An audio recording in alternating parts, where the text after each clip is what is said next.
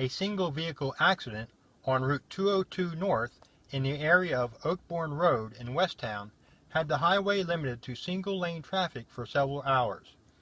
The accident, which happened around 10:30 a.m., involved an SUV that struck a pole, splitting it into 3 pieces.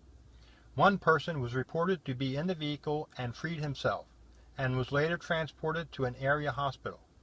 Power was out in the area until PECO removed the pole from the vehicle.